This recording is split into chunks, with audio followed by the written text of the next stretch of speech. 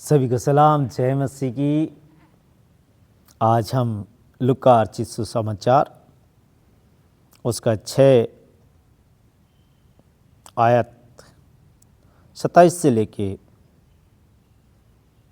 36 तक हम मनन करेंगे। लूका अर्चित सुसमाचार उसका 6 अध्याय 27 आयत से लेके 36 आयत तक हम मनन करते हैं। यहाँ पर लिखा गया है, शत्रुओं से प्रेम करो, अपने दुश्मनों से प्रेम करो। कभी भी ये नहीं कहना कि नहीं इसके साथ मेरी बनती नहीं है, नहीं इसके साथ मुझे जाना नहीं है। शत्रुओं से करना है प्रेम और उनको देनी है आशीष। शत्रुओं को आशीष देनी है, अपने दुश्मनों को आशीष देनी है। नहीं चाहता हमारा खुदावंद पिता परमेश्वर कि तुम भी उनके जैसे बनो और उनसे बराबर दुश्मनी रखो। तो मसीह के लोग कभी किसी से दुश्मनी नहीं रखते और नहीं रखनी चाहिए। जो दुश्मनी रखता है वो प्रभु को अच्छा नहीं लगता। तो उनको क्या देनी है? आशीष देनी है। जो आपको श्राप दे कि तेरा ऐसा हो जाएगा, तेरा वैसा हो जाएगा, उनको क्या करनी है? आशीष देनी है। ये कौन कहता है? परमेश्वर का कलाम कहता है। लूका अर्चित सुसमाचार इसके 6 अध्याय और 27 आयत से लेके 36 आयत तक हम मनन करते हैं। और वहाँ पर हमें ऐसा मिलेगा कि जो तुम्हें श्राप देता है उन्हें तुम दो आशीष, की परमेश्वर आपका भला करे कि आपने मुझे श्राप दिया। शत्रुओं से करो प्रेम, शत्रुओं से प्रेम। तो चलिए हम आगे बढ़ते हैं। यह आपको पेज नंबर 92 पे मिलेगा, बाइबल का नया करार, लूका अर्चित सुसमाचार। चलिए हम चलते हैं, 27 आयत को हम पढ़ के देखते हैं।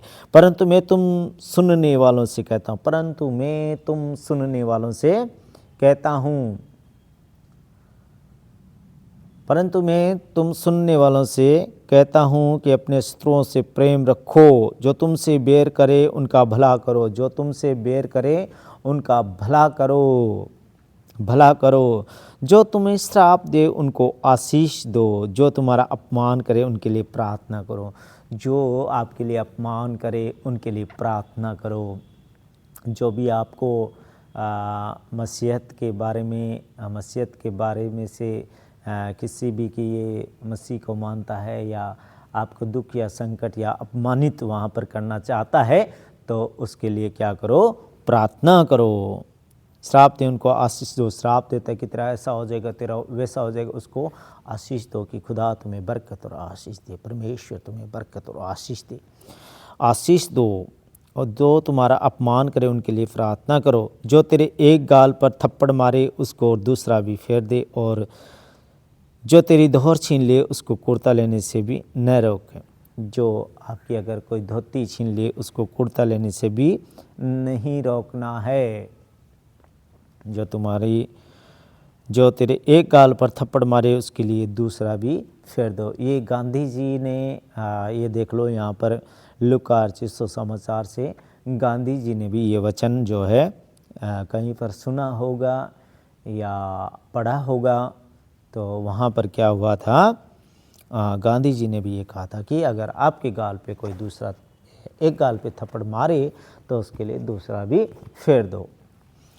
तो उन्होंने भी यहाँ से पढ़ा होगा या यहाँ से लिया होगा ये वचन। तो ये है लूका अर्चित सुसमाचार। यहाँ पर ये 29 में, जो तेरे एक गाल पर थप्पड़ मारे उसके लिए दूसरा भी फेर दो, उसको और दूसरा भी फेर दो। और जो तेरी दोहर छीन ले उसको कुर्ता लेने से भी न रोक। जो कोई तुझसे मांगे उसे दे, जो कोई तुझसे मांगे उसे दे, और जो तेरी वस्तु छीन ले उससे न मांग। जो तेरी वस्तु कोई तुम्हारा कुछ भी छीन ले, तो आज मैं भी 2-3 बंदे ऐसे मुझसे पैसे उसे लेके चले गए, क्योंकि उन्होंने, आपको पता ही होगा पंजाब में यहाँ पर अड्डे लगाते हैं, और अड्डे वालों ने क्या किया, एक ने 11,000 के लगभग ले गया, एक ने 2300 रुपये ले गया, एक ने 500 रुपये ले गया। लेकिन मैं उनको बार बार फ़ोन करके और उनको जो ये शराब की बातें वो भी मैं उनको बोलता हूँ। तो अभी आज खुदा का कलाम कह रहा है कि ऐसा करना नहीं है। तो आज के बाद से मैं उन पैसों को भूलना चाहता हूँ खुदा के लिए, और उन्हें बरकत आशीष देता हूँ कि खुदावंद उन्हें बहुत सारी बरकत दे और आशीष दे। तो परमपिता परमेश्वर से हम दुआ करते हैं कि उन्हें आशीष मिले, बरकत मिले, और उन्हें हम शराब अब देंगे नहीं, क्योंकि अब खुदा का जो कलाम है, परमेश्वर का वचन है, वो हमारे पास पहुंचा है। जो कोई तुझसे मांगे उसे दे, जो तुझसे कोई मांगे उसे दे, जो तेरी वस्तु छीन ले उसे न मांग, जो तेरी वस्तु कोई छीन ले उसे न मांग। जैसा तुम चाहते हो कि लोग तुम्हारे साथ करें, तुम भी उनके साथ वैसा ही करो। कि अगर हम चाहें कि उसने भी तो मेरे साथ ऐसा ही किया था, मैं क्यों ना उसके साथ ऐसा करूं, तो ऐसे करना नहीं है। ये हमारा परमेश्वर नहीं मानता है कि जो लोग तुम्हारे साथ वैसा किया वैसा तुमको नहीं करना है। तुम चाहते हो कि लोग तुम्हारे साथ करें, तुम भी उनके साथ वैसा ही करो, नहीं करना है। हमें लोगों के जैसा बनना हमें बिल्कुल भी नहीं है। यदि तुम अपने प्रेम रखने वालों के साथ प्रेम रखते हो, तुम्हारी क्या बढ़ाई, क्योंकि पापी भी अपने प्रेम रखने वालों के साथ प्रेम रखते हैं। अगर हम कहें कि हमारे साथ वो भी प्रेम रखते हैं, इसलिए हमें भी उनके साथ प्रेम रखना चाहिए, तो आपकी कोई भी बढ़ाई इसमें होने वाली नहीं है, क्योंकि पापी लोग भी ऐसा करते हैं। जो उनके साथ प्रेम रखते हैं उनके साथ वो भी प्रेम रखते हैं। तो फिर धर्मी लोगों के लिए कोई बढ़ाई होने वाली नहीं है इसमें, कि अगर जो तुम्हारे साथ प्रेम रखता है उसी के साथ अगर तुम प्रेम रखते हो, तो इसमें कोई भी बढ़ाई नहीं होने वाली। जो तुमसे दुश्मनी रख रहा है उससे प्रेम रखो, तो फिर खुदावंद जानेगा। और कल के वचन में परमेश्वर ने ये कहा था कि परीक्षा आएगी, लेकिन उस परीक्षा को धीरजवंत होने दो। तो किसी के साथ अगर हमारी दुश्मनी होती है तो वो है एक परीक्षा, और परीक्षा को परमेश्वर के कलाम में कहा था कि धीरजवंत होने दो। मतलब उसमें हमारे को क्या करनी है, धीरज धरनी है। तो धीरज का फल क्या होता है, राजस्थानी में एक कहावत है कि धीरज का फल मीठा होता है। जो अगर हम उस वचन में भी ऐसा ही हुआ था कि धीरज को अपना काम करने दो। तो धीरज क्या होता है कि जब हम एक वृक्ष पे एक फल लगता है और उसको छोटे से बड़ा होते होते उसको महीना 25 दिन के अंदर वो पक के एकदम से तैयार हो जाता है, और फिर हमारा मन ललचाता है कि अब इसकी खाया जाए, और वो बहुत ही मीठा लगता है। अगर वो कच्चा फल जैसे 2 से 4 दिन हुआ लगा है और उसको फटाफट तोड़ के खाना चाहेंगे तो नहीं खा पाओगे, क्योंकि वह होगा कड़वा। तो यहाँ पर ऐसा लिखा है, तुम अपने प्रेम रखने वालों के साथ प्रेम रखो तो तुम्हारी क्या बढ़ाई, क्योंकि पापी भी अपने प्रेम करने वालों के साथ प्रेम रखते हैं। यदि तुम अपनी भलाई करने वाले ही के साथ भलाई करते हो तो तुम्हारी क्या बढ़ाई, क्योंकि पापी भी ऐसा ही करते हैं। भलाई करने वाले के साथ ही अगर हम भला करेंगे, कोई हमारे को रुपया पैसा देता है या हमारे साथ अच्छा बर्ताव करता है, अगर उसी के साथ हम बर्ताव अच्छा करेंगे तो हमारी कोई भी बढ़ाई होने वाली नहीं है। और प्रेम जिससे प्रेम रखते हैं उसी से हम भी प्रेम रखेंगे, तो उसमें भी हमारी कोई बढ़ाई होने वाली नहीं है, क्योंकि ऐसा नहीं करना है। धर्मी लोगों को, मनुष्य लोगों को ऐसा करना नहीं है, मसीहत को मानने वालों को ऐसा करना नहीं है, क्योंकि हमें अगर हमारे से कोई दुश्मनी भी मोल ले रहा है तो उसके साथ भी हमें प्रेम करना है, और प्रेम से उसके साथ बातें करनी है, और जो उसको चाहिए तो देना है। अगर वो मांगे तो उसे देना है, अगर वो कोई हमारे से छीन ले तो उसे हमें मांगना वापस नहीं है, क्योंकि ये भी एक परीक्षा होती है, और परीक्षा में स्थिर रहना है। क्योंकि परमेश्वर का वचन कहता है कि जो परीक्षा में स्थिर रहता है खरा निकल कर जीवन का वह मुकुट पाएगा जिसकी प्रतिज्ञा प्रभु ने अपने प्रेम करने वालों से की है। अगर हम परीक्षा में स्थिर रहते हैं, ये भी एक परीक्षा है कि कोई हमारे से आके झूठ मूठ का झगड़ा मोल लेता है और हम उसके बराबर होना कदापि नहीं है। क्योंकि पापी लोग भी ऐसा करते हैं। तो ऐसा हमें करना बिल्कुल भी नहीं है, क्योंकि परमेश्वर ये आज्ञा हमें देता बिल्कुल नहीं है। तो हमें सभी से प्रेम करना है, चाहे हमारा दुश्मन है उससे भी प्रेम करना है, जो हमें श्राप देता है उसको आशीष देनी है, और जो हमारा अपमान करता है उन्हें क्या करना है, उनके लिए प्रार्थना करनी है खुदावंद से कि हे परमेश्वर इन्हें समझ दे परमेश्वर, इन्हें समझ दे। तो जो अपमान करते हैं उनको भी आशीष देनी है। खुदा का कलाम 34 आयत कहती है, यदि तुम उन्हें उधार दो जिनसे फिर पाने की आशा रखते हो तो तुम्हारी क्या बढ़ाई, क्योंकि पापी पापियों को उधार देते हैं कि उतना ही फिर पाए। बहुत ही बड़ी खुदा की बात आपके साथ आज साझा हो रही है। आप इस पर मनन जरूर करना। और अगर आपके पास बाइबल नहीं है तो प्ले स्टोर से आप बाइबल को डाउनलोड कर लीजिए और वहाँ पर आप पढ़ सकते हैं। प्ले स्टोर में आपको मिल जाएगी पवित्र धर्मशास्त्र, पवित्र बाइबल आप इंस्टॉल कर सकते हैं। यदि तुम उन्हें उधार दो जिनसे फिर पाने की आशा रखते हो तो तुम्हारा क्या बढ़ाई, क्योंकि पापी पापियों को उधार देते हैं कि उतना ही फिर पाए। तो हमें ऐसा करना बिल्कुल भी नहीं है। वरन अपने शत्रुओं से प्रेम रखो और भलाई करो और फिर पाने की आशा न रखकर उधार दो और तुम्हारे लिए बड़ा फल होगा और तुम परम प्रधान के संतान ठहरोगे। जरा गौर से सुनिए, खुदा का कलाम 35 आयत कह रही है, वरन अपने शत्रुओं से प्रेम रखो, अपने दुश्मनों से प्रेम रखो और भलाई करो और फिर पाने की आशा न रखकर उधार दो। फिर पाने की आशा ना रखकर उधार दो मतलब भूल जाओ कि हमने कुछ इनको दिया है या उनके लिए कुछ किया है। पाने की आशा बिल्कुल ना रखते हुए उधार दो और तुम्हारे लिए बड़ा फल होगा। तुम्हारे लिए बड़ा फल होगा। वो कौन देगा?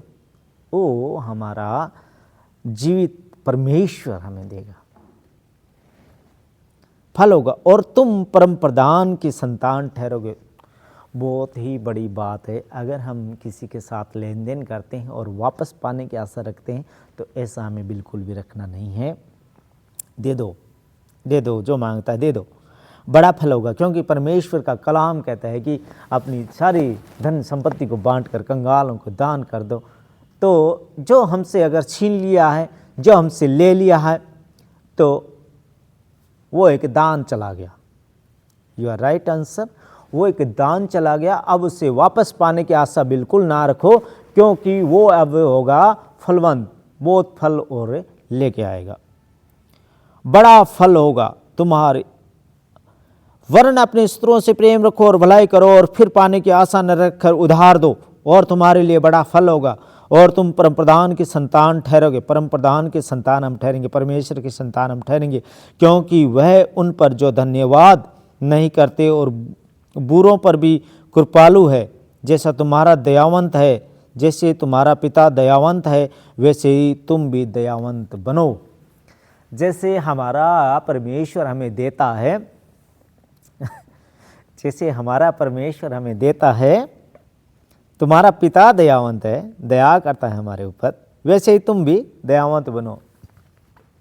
यहाँ पर पिता ने कह दिया है कि जैसा तुम्हारा पिता दयावंत है वैसे तुम भी दयावंत बनो। अगर हम देने वाले बनेंगे तो पिता हमारे से बहुत ज़्यादा प्रसन्न होता है। और हम ऐसा भी कभी ना सोचें कि हमें वापस जल्दी लौटाइए या जल्दी दीजिए, ऐसा भी हमें करना नहीं है। तो आज खुदावंद का कलाम आप किस टॉपिक पे आज जाना चाहते हैं, और एक टॉपिक आप छोटी सी टॉपिक को आप अपनी हृदय रूपी इस भूमि के अंदर लगाइए, क्योंकि परमेश्वर ने इस आत्मा को कहा है एक उपजाऊ भूमि बनाइए इसे। इसके अंदर अगर गलत विचार, नेगेटिवता, निंदा, ईर्ष्या, जो हम फ़ोनों पे बातें करते हैं, फलाने ने ऐसे किया, फलानी ने ऐसे किया, उसने ऐसे किया, वो ये फ़ोन में ये बोला, उसने वो बोला, ऐसे हमें बिल्कुल भी करना नहीं है। हमें परमेश्वर के वचनों को पढ़ना है। अगर आपके पास बाइबल नहीं है तो आप प्ले स्टोर में आपके पास फ़ोन ज़रूर है, आप ऐप भी इतने सारे डाउनलोड करते हैं, तो पवित्र बाइबल भी आप डाउनलोड कीजिए और उसे पढ़ने की कोशिश कीजिए। आपकी ज़िंदगी में धीरे धीरे इतना बड़ा परिवर्तन आ जाएगा और आपको परमेश्वर की बातें स्मरण हो जाएगी। और जब आप यहाँ पर इस बाइबल में देखोगे तो परमेश्वर से आप वादा करके इस संसार में आए हैं और परमेश्वर ने आपको भेजा है, और उस टाइम जब हम परमेश्वर के पास थे तब हमने वादा ज़रूर किया है, क्योंकि परमेश्वर के सामने जब हम खड़े थे तो परमेश्वर ने हमें कहा कि तुम्हें संसार में जाके ऐसे ऐसे काम करके आना है, तो वहाँ पर हमने कहा है कि हाँ करके आएंगे। लेकिन यहाँ पे आने के बाद में परमेश्वर ने एक अटूट वादा भी और किया है कि अगर तुम मुझे ढूंढोगे तो पाओगे, द्वार को खटखटाओगे तो खोला जाएगा, और मांगोगे तो तुम्हें दिया जाएगा। अब यहाँ पर आके हम मांगते नहीं हैं, द्वार को खटखटाते नहीं हैं, ढूंढते परमेश्वर को हम बिल्कुल नहीं हैं। हम ढूंढते हैं तो खाली मोबाइल में ढूंढते हैं, क्या गेम, रील, जो हंसाने की बातें मैं बड़े बड़े लोगों को देखता हूँ, रीलें देख के और रीलों में घंटे घंटे डेढ़ घंटे बर्बाद कर देते हैं। रात को अच्छी नींद उनको नहीं आती है, चिड़चिड़े वो हो जाते हैं। जब उनको कहा जाता है कि चलो एक काम में जाना है तब वो बाइक उठाएंगे और चलेंगे, और वहाँ पर क्या होगा कि अब आपको पता है कि ट्रैफिक बहुत बिजी रहने लग गया अभी, क्योंकि एक घर में अगर 4 मेंबर है तो 4 स्कूटरियाँ हैं, अगर 2 बेटे हैं तो 2 गाड़ियाँ हैं, एक बुलेट है। तो इतने सारे साधन, और मार्केट वो उतना ही है, गाड़ी खड़े करने के लिए जगह नहीं होती है, इतनी ज़्यादा गाड़ियां हैं। एक तरफ से देखा जाए तो जो कॉलेज में बच्चे आते हैं तो सब एक एक बच्चा एक एक गाड़ी लेके आता है। इतनी ज़्यादा गाड़ियां हो जाती है, इतना ज़्यादा ब्लॉक लग जाता है, तो ऐसा हमें बिल्कुल भी होना नहीं है, करना नहीं है, क्योंकि हमारा जो गाड़ियों में, घोड़ों में, मोबाइलों में हम पूरा टाइम जो है निकाल देते हैं, परमेश्वर को हम टाइम देते नहीं हैं, परमेश्वर को हम ढूंढते नहीं हैं, जिसकी वजह से हम चिड़चिड़े हो जाते हैं। अब उनको क्या हुआ कि वो रीलें देख रहे थे, 1 घंटे तक वो रील देख रहे थे, उनका सर भी दुखने लग गया होगा शायद, जो अभी अंकल है, जो भी हमारा ब्रदर है, जो भी सिस्टर है, और अब उनको किसी काम से जाना पड़ गया मार्केट में। चिड़चिड़े तो पहले से हो गया, क्योंकि मोबाइल देखने से क्या होता है कि सर दुखता है और चिड़चिड़ापन आ जाता है। अब मार्केट में गए तो मार्केट में बिजी है सारे, कभी कोई गाड़ी रॉन्ग साइड से इधर आ जाती है, कभी उधर आ जाती है, तब वो क्या करते हैं कि मुँह से गलत गलत शब्द बोलने लग जाते हैं। उनकी गलती नहीं है, उनकी गलती बिल्कुल मैं नहीं मानता, लेकिन उनकी गलती इतनी है कि वो परमेश्वर को पुकारें और परमेश्वर से बातें करें। जिस दिन वो परमेश्वर से बातें करने लग जाएंगे, उस दिन परमेश्वर उनके जीवन में आ जाएगा। जब परमेश्वर उनके जीवन में आ जाएगा तो उनका चिड़चिड़ापन जो है वो बिल्कुल से ख़त्म हो जाएगा। तो मेरी सभी से मैं अपील करता हूँ, अनुरोध करता हूँ कि आप मोबाइल में रीलें जितनी हो सके आप कम देखिए, और जो आपके नज़दीक कोई बैठा है उससे भी आप कहिए कि मोबाइल में रीलें ना देख के, और जिसने हमें यहाँ पर भेजा है इस संसार में, क्या हम रीलें देखने आए? नहीं आए। तो जिस काम के लिए हम आए हैं वो काम हम करें। तो खुदावंद परमेश्वर आज ये कलाम से आपसे मैं एक बार से फिर पढ़ के सुनाता हूँ कि परमेश्वर हमसे कलाम से क्या बात करता है। लूका रचित सुसमाचार उसकी 6 अध्याय और 27 आयत से लेकर 36 आयत तक खुदा बंद ये कहता है, परंतु मैं तुम सुनने वालों से कहता हूँ, परंतु मैं तुम सुनने वालों से कहता हूँ। परमेश्वर कहता है ये बातें, परंतु मैं तुम सुनने वालों से कहता हूँ कि अपने शत्रुओं से प्रेम रखो, अपने दुश्मनों से प्रेम रखो। जो तुमसे बैर करें उनका भला करो, जो तुमसे बैर करे उनका क्या करो, भला करो। जो तुमसे बैर करे उनका भला करो, जो तुम्हें श्राप दे, जो तुम्हें श्राप दे उनको आशीष दो, कि तुम्हारे को परमेश्वर बहुत सारी बरकत और आशीष दे। जो तुम्हें श्राप दे उनको आशीष दो, जो तुम्हारा अपमान करे, जो तुम्हारा अपमान करे, जो तुम्हारा अपमान करे उनके लिए प्रार्थना करो। प्रार्थना में बहुत बड़ी ताकत है। एक मन होकर परमेश्वर ने कहा, एक या दो या तीन जन मेरे नाम से मिलकर और प्रार्थना करेंगे, वहाँ पर परमात्मा खुद उपस्थित हो जाता है, प्रजेंट हो जाता है उस जगह पे परमात्मा हमारे बीच में। जो तुम्हें श्राप दे उनको आशीष दो, जो तुम्हारा अपमान करे उनके लिए प्रार्थना करो, जो तेरे एक गाल पर थप्पड़ मारे उसकी ओर दूसरा भी फेर दो। ये गांधी जी वाली बात है। यहाँ पर गांधी जी ने भी यहाँ से ली होगी, यहाँ से चुनी होगी उस बात को, कि परमेश्वर का वचन क्या कहता है कि जो तेरे एक गाल पे थप्पड़ मारे उसके लिए दूसरा भी बोल लो कि इस पे भी मार दे।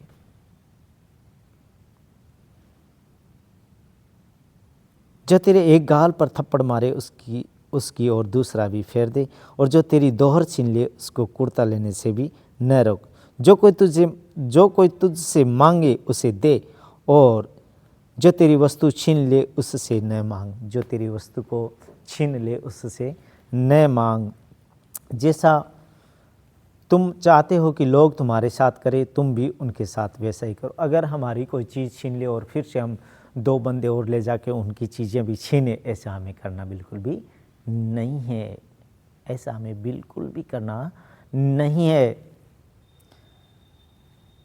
यदि तुम अपने प्रेम रखने वालों के साथ प्रेम रखो तो तुम्हारी क्या बढ़ाई, क्योंकि पापी भी अपने प्रेम रखने वालों के साथ प्रेम रखते, क्योंकि पापी भी अपने प्रेम रखने वालों के साथ प्रेम रखते हैं। तो धर्मी इंसान को ऐसा करना नहीं है, मसीह के लोगों को ऐसा करना बिल्कुल भी नहीं है, क्योंकि पापी भी अपने प्रेम रखने वालों के साथ प्रेम रखते। यदि तुम अपनी भलाई करने वालों ही के साथ भलाई करते हो तो तुम्हारी क्या बढ़ाई, क्योंकि पापी भी ऐसा ही करते हैं।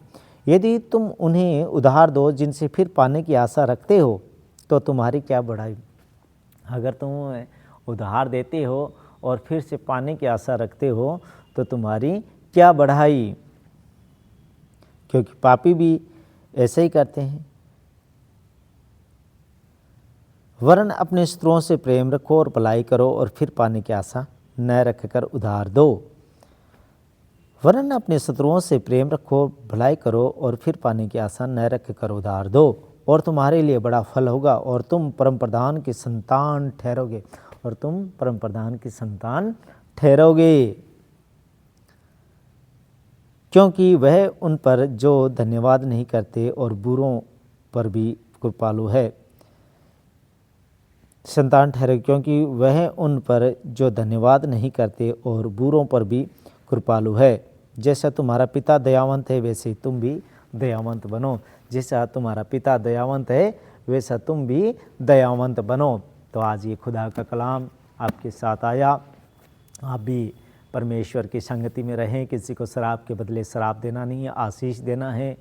सभी से मोहब्बत प्यार से रहना है, प्रेम करना है, अपने शत्रुओं को प्रेम करना है। जो आपको श्राप देता है उसे आशीष देनी है। तो खुदावंद का कलाम आपसे बातें किया, परमेश्वर की कलाम आप पढ़िए, सुनिए, रीलें देखने बंद कीजिए, खुदा की शरण में आइए, खुदा से बातें कीजिए, खुदा से प्यार कीजिए, खुदावंद के साथ आला हो जाइए। आमीन। खुदा का शुक्र हो।